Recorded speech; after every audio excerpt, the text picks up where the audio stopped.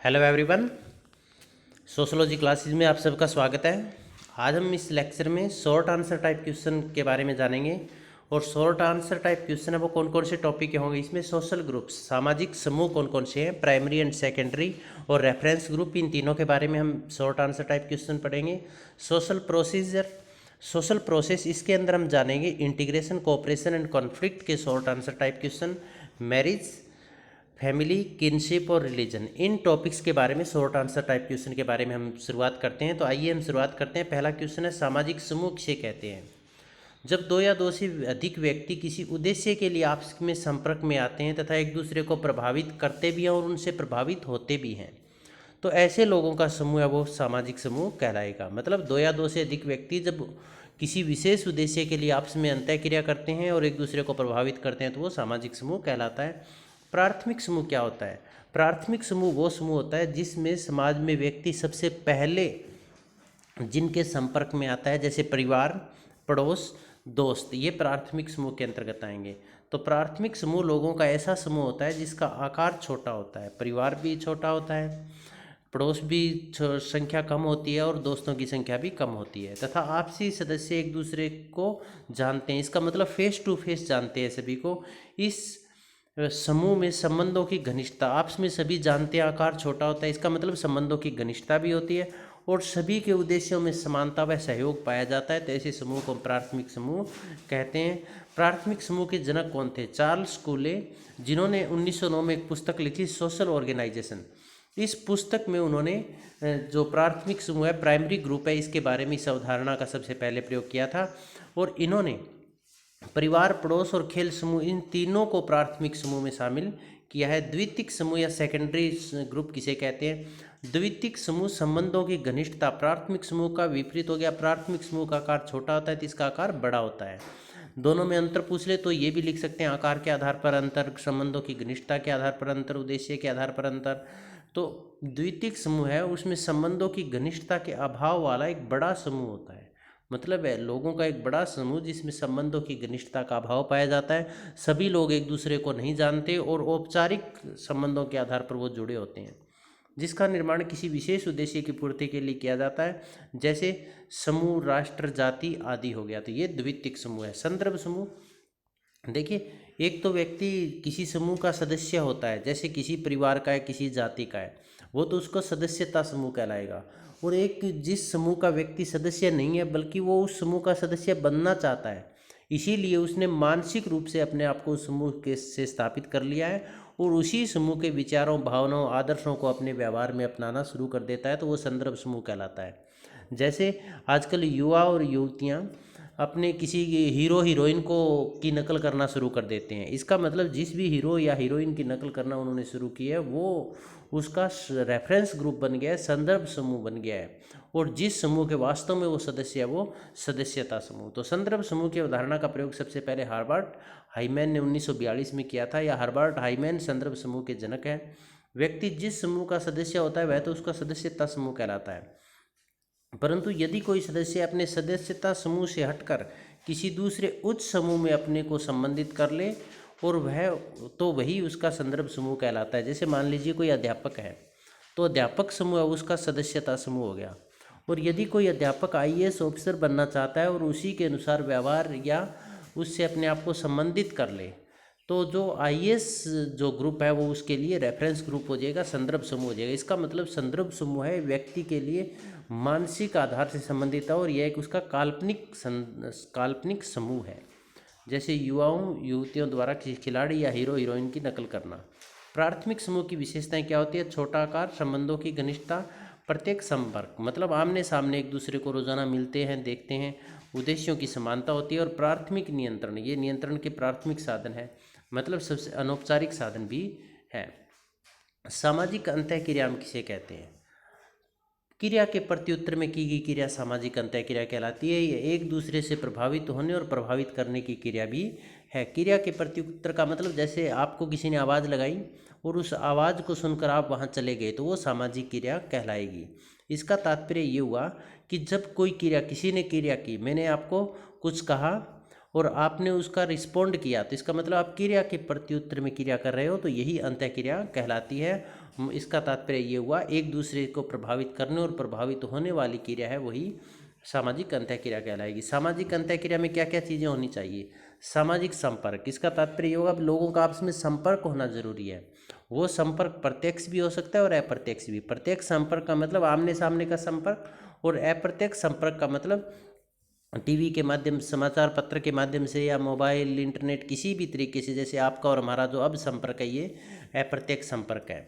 दूसरा संचार, संचार का मतलब एक ऐसा माध्यम होना चाहिए जिसके माध्यम से वो विचारों को आदान प्रदान कर सके। वो भाषा हो सकती है, वो कोई भी लैंग्वेज हो सकती है, वो हाव भाव हो सकते हैं, वो किसी भी तरह से जिसके माध्यम से हम विचारों का आदान प्रदान करते हैं, वो संचार कहलाता है। तो सामाजिक अंतःक्रिया जब हम करते हैं तो उसमें दो तत्व होने जरूरी है, सामाजिक संपर्क और संचार। सामाजिक प्रक्रिया किसे कहते हैं?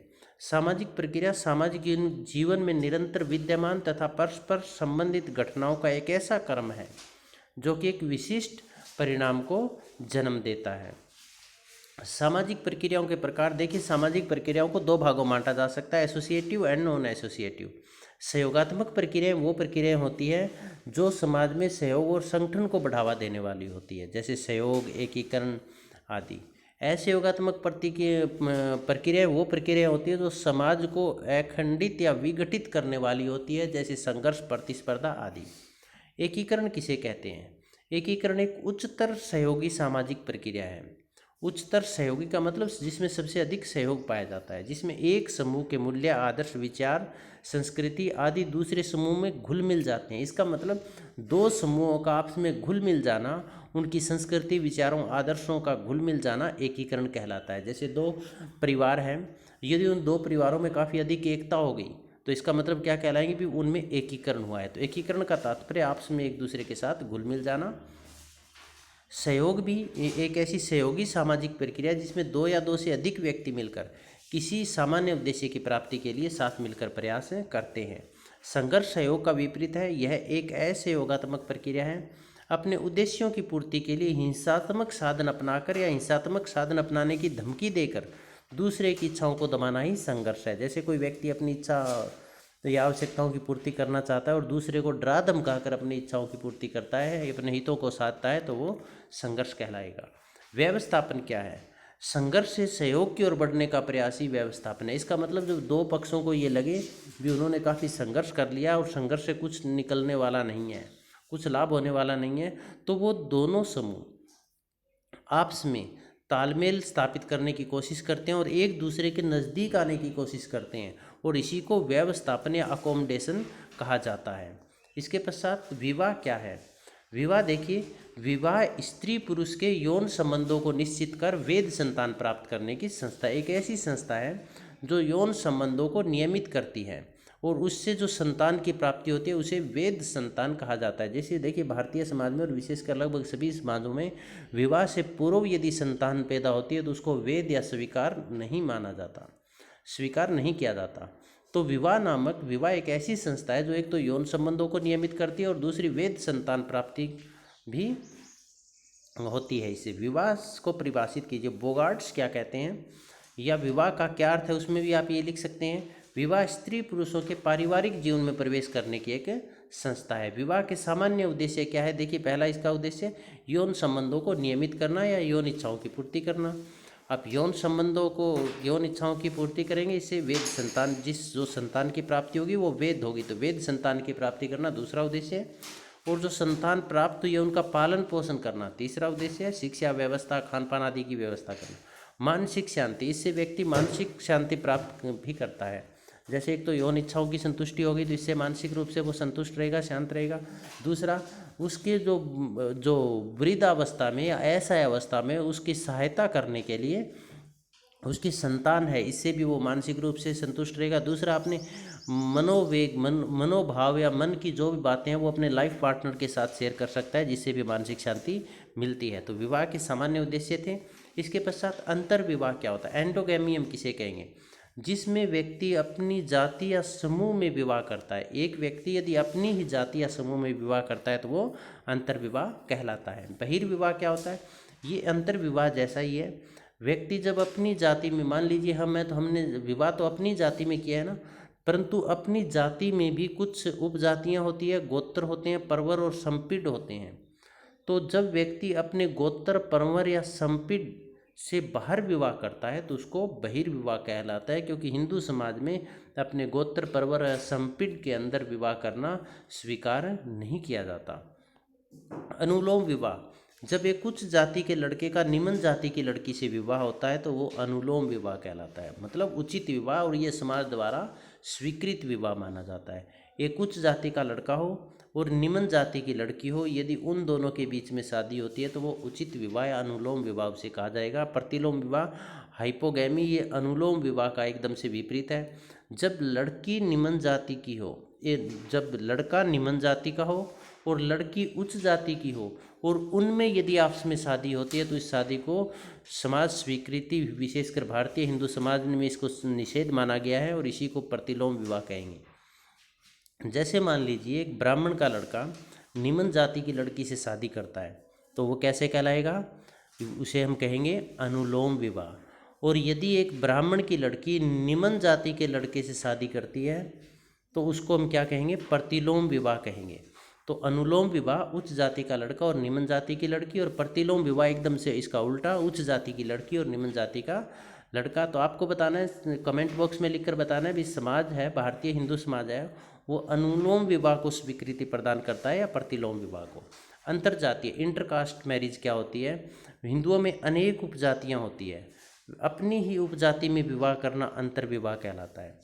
अपनी उपजाति से बाहर विवाह करना अंतरजातीय विवाह कहलाता है। और भारतीय हिंदू समाज में अंतरजातीय विवाह मान्य या स्वीकार्य नहीं है। देखिए हमारी जाति है, उस जाति के अंदर बहुत सारी उपजातियाँ होती है, हम अपनी उपजातियों के अंदर ही शादी करते हैं, लेकिन यदि उपजातियों से बाहर हम शादी करते हैं तो उसको अंतरजातीय विवाह कहलाएगा, जो कि समाज स्वीकार नहीं करता है। परिवार क्या है, परिवार एक ऐसा संगठन है जिसमें पति पत्नी, उनके बच्चे व अन्य सदस्य होते हैं। अपने खुद के परिवार को देखिएगा, अपने परिवार में कौन है, जिसमें पति पत्नी मतलब हमारे माता पिता भी हैं, उनके बच्चे भी हैं और दूसरे सदस्य भी हैं।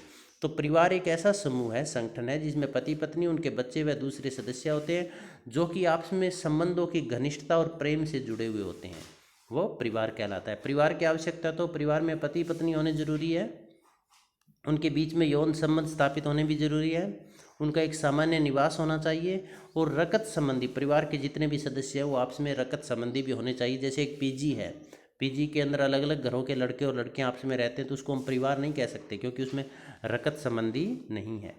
पितृसत्तात्मक परिवार, देखिए पितृसत्तात्मक परिवार है, इसके जनक सर हेनरी मैन थे। पितृसत्ता का मतलब जिसमें घर की सत्ता है वो पिता के हाथ में, महत्वपूर्ण निर्णय लेने का काम है वो पुरुष के द्वारा किया जाएगा या पिता के द्वारा किया जाएगा। और पुरुष प्रधान समाजों में लगभग सभी में पितृसत्तात्मक परिवार पाए जाते हैं। इसमें परिवार के जो नियंत्रण है वो पिता के हाथ में होता है, सारी सत्ता पिता के पास होती है, वही सर्वे सर्वा होता है, तो उसको हम पितृसत्तात्मक परिवार कहेंगे। मातृसत्तात्मक परिवार, इसके जनक ब्रीफाल्ट है, इन्होंने पुस्तक लिखी द मदर्स, उसमें मातृसत्तात्मक परिवार के बारे में वर्णन किया।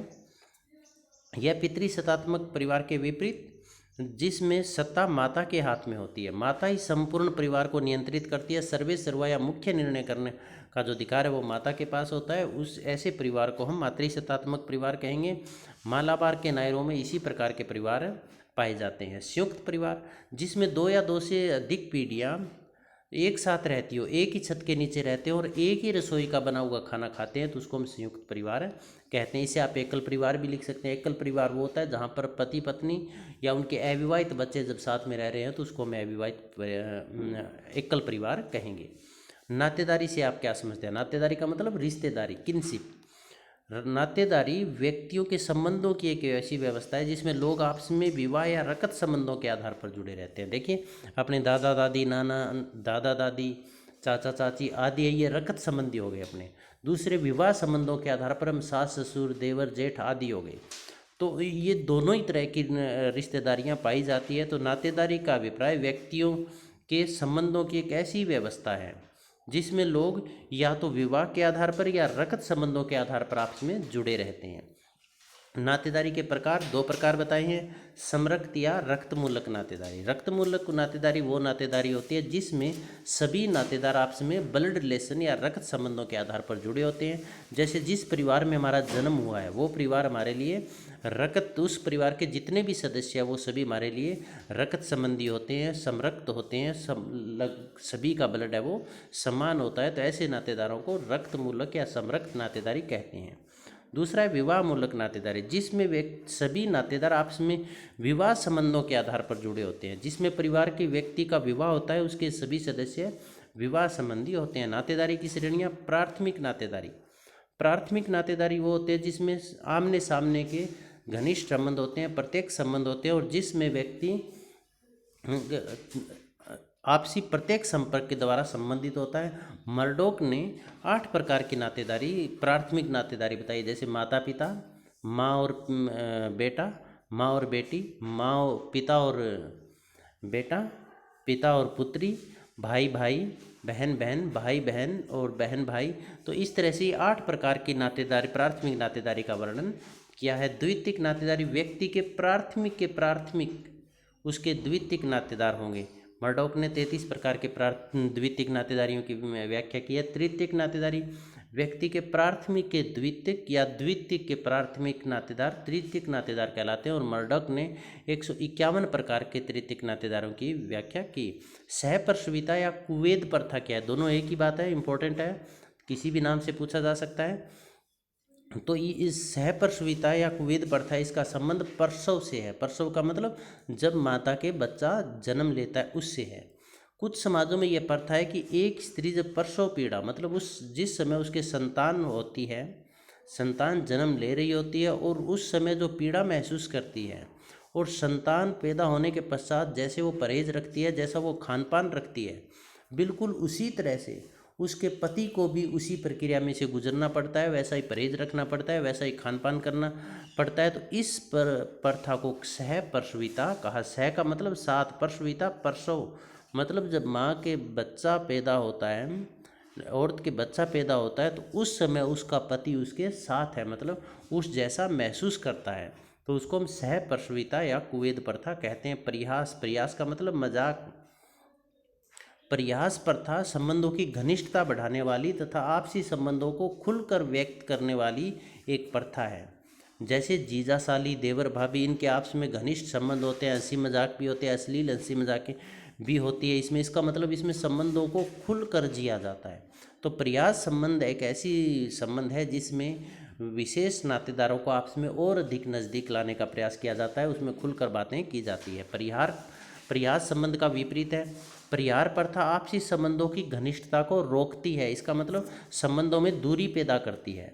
इसमें कुछ विशिष्ट नातेदारों से दूरी बनाकर रखी जाती है, जैसे सास और बहू, ससुर और बहू, जेठ और बहू आदि। तो इनके संबंध आपस में परिहार संबंध कहलाते हैं। माध्यमिक संबोधन या अनुनामिता, कुछ समाजों में या विशेषकर कुछ नातेदारों को व्यक्ति है वो उनका नाम लेकर नहीं बुलाते हैं, बल्कि किसी तीसरे के माध्यम से जिसको बुलाते हैं, तो उसको माध्यमिक का मतलब बीच में किसी का नाम लेकर जब नातेदार को संबोधित किया जाता है तो उसको माध्यमिक संबोधन या अनुनामिता कहा जाता है। जैसे भारतीय समाज में जो महिला है वो अपने पति का नाम नहीं लेती, तो पति को जो बुलाना हो आवश्यकता पड़ने पर वो तीसरे को माध्यम बनाएगी, जैसे टप्पू के पापा, गुड्डी के पापा आदि। तो टप्पू और जो गुड्डी है या फिर काड़ू के पापा, ये जो काड़ू है ये क्या हो गए? माध्यमिक हो गए, इनको माध्यम बनाकर संबोधित किया गया, तो इसको हम क्या कहेंगे? माध्यमिक संबोधन या अनुनामिता, दोनों एक है। मातुल्य प्रथा, मातुल्य माँ के समान।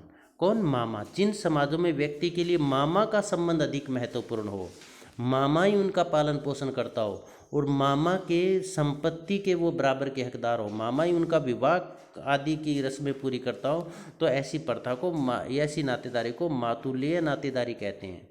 और मातुल्य का विपरीत हो गया पितृस्वेय। पितृ का मतलब पिता, स्वेय बहन, पिता की बहन। पिता की बहन कौन लगेगी? अपने बुआ भी, जिसमें व्यक्ति अपने पिता की बहन यानी बुआ से घनिष्ठता से संबंधित होता है और उस बच्चे के पालन पोषण, शिक्षा दीक्षा, विवाह आदि का जो सारा उत्तरदायित्व है बुआ का होता है, और बच्चा है वो बुआ की संपत्ति का ही हकदार होता है, तो ऐसी प्रथा को पितृसवेय नातेदारी या प्रथा कहा जाता है। तो मातुलेय प्रथा, पितृसवेय प्रथा। मातुलेय प्रथा में मामा प्रमुख और बच्चे उसी की संपत्ति के अधिकारी। पितृसवेय में बुआ प्रमुख और बच्चे उसी की संपत्ति के अधिकारी होते हैं। तो आगे बढ़ते हैं हम। वर्गीकृत संज्ञाएं क्या होती है? वर्गीकृत का मतलब एक ही वर्ग में रखना। जब अनेक रिश्तेदारों को एक ही नाम से बुलाते हैं तो उन्हें एक ही वर्ग में रखकर संबोधित करते हैं, तो इसे वर्गीकृत संज्ञा कहते हैं। जैसे अंकल शब्द है, अंकल हम मामा के लिए भी प्रयोग करते हैं, चाचा के लिए भी प्रयोग करते हैं, फूफा के लिए भी प्रयोग करते हैं। तो ये जो अंकल शब्द है ये वर्गीकृत संज्ञा है, भी एक वर्ग के लोगों को एक ही नाम से बुलाया जाता है, तो ऐसी संज्ञा को वर्गीकृत संज्ञा कहेंगे। विशिष्ट संज्ञा, जब नातेदारों को एक विशिष्ट नाम दे दिया जाता है और उस नातेदार को केवल उसी नाम से पुकारा जाएगा तो इसको विशिष्ट संज्ञा कहते हैं। जैसे माता पिता, पिता, पति, पत्नी, हम हर एक को थोड़ी कह सकते हैं, ये एक विशिष्ट नाम दे दिया गया और इनको हम उसी नाम से बुलाते हैं। तो जिस नातेदारों को एक विशिष्ट नाम दे दिया जाए और उनको उसी नाम से बुलाया जाए तो उसको विशिष्ट संज्ञा कहते हैं। विशिष्ट और वर्गीकृत संज्ञाएं ये संबोधन के शब्द हैं, संबोधन की संज्ञाएं भी हम किसको किस नाम से पुकारेंगे। इसके पश्चात आगे चलते हैं हम। धर्म क्या है? धर्म अंग्रेजी भाषा के रिलीजन का हिंदी रूपांतरण है। रिलीजन लैटिन भाषा के रिलीजियो से बना है, जिसका अर्थ होता है बांधना, अर्थात मनुष्य को ईश्वर से बांधना या ईश्वर से संबंधित करना ही धर्म है। भारतीय समाज के संदर्भ में धर्म संस्कृत भाषा के धृ धातु से लिया गया है, जिसका अर्थ है धारण करना, अर्थात सभी जीवों के प्रति दया भाव धारण करना। धर्म की कोई एक परिभाषा दीजिए। टाइलर ने कहा है धर्म आध्यात्मिक शक्ति में विश्वास है, भी ऐसी शक्ति जो आध्यात्मिक है, मनुष्य से परे है, उस शक्ति में विश्वास करना ही धर्म है। धर्म की विशेषताएं, अलौकिक शक्ति मतलब ऐसी शक्ति जो इस संसार से परे है, उस शक्ति में विश्वास करना। धार्मिक संस्करण, धर्म में धार्मिक संस्करण भी पाया जाता है, मतलब जो धार्मिक पूजा पाठ का काम करते हैं उनकी जो सामाजिक स्थिति उनकी ऊंची होती है और धर्म का जो फॉलोवर हैं, उन धर्म को मानने वाले हैं, उनके अनुयायी हैं, उनकी परिस्थिति धर्म पूजा पाठ करने वाले से निम्न होती है। और जो धर्म को नहीं मानते उनकी परिस्थिति निम्नतर या सबसे निम्न होती है। इसका मतलब संस्करण का मतलब होता है ऊंच नीच के आधार पर। जैसे मान लीजिए कोई पुजारी है तो उसकी परिस्थिति उच्च सबसे, और उसमें वहाँ पर पूजा करने वाले लोग जाते हैं, उनकी परिस्थिति पुजारी से निम्न, और जो पूजा पाठ में विश्वास नहीं करते, जो धर्म को नहीं मानते, उनकी सबसे निम्न। तो धर्म के अंदर धार्मिक संस्करण पाया जाता है। धार्मिक श्रेष्ठता, धर्म की एक विशेषता ये भी धार्मिक श्रेष्ठता की भावना पाई जाती है। प्रत्येक व्यक्ति अपने धर्म को श्रेष्ठ मानता है और उसको श्रेष्ठ साबित करने के लिए वो निरंतर प्रयास करता है। धार्मिक व्यवहार, धर्म की एक महत्वपूर्ण विशेषता धार्मिक व्यवहार भी होना है, कि जो भी व्यक्ति किसी भी धर्म को मानता है तो उस धर्म की मान्यताओं के अनुसार, उस धर्म के नियमों के अनुसार वो धार्मिक व्यवहार करता है, पूजा अर्चना करता है, धूप बत्ती करता है, भजन कीर्तन करता है। धर्म के महत्व या प्रकार बताइए। महत्व या प्रकार, इसके फंक्शन क्या है? तो धर्म है ये सामाजिक नियंत्रण व संगठन का आधार है। इसका मतलब धर्म व्यक्ति के ऊपर नियंत्रण स्थापित करता है, क्या अच्छा है क्या बुरा है, कौन सा काम करना चाहिए कौन सा काम नहीं करना चाहिए, ये सब चीज़ें बताकर व्यक्ति के व्यवहार को नियंत्रित करता है और इसी के साथ साथ समाज में एकता स्थापित करता है, क्योंकि धर्म को मानने वाले सभी लोगों में एकता होती है और उनमें संगठन बना रहता है। तो धर्म सामाजिक संगठन और सामाजिक नियंत्रण का एक महत्वपूर्ण साधन है।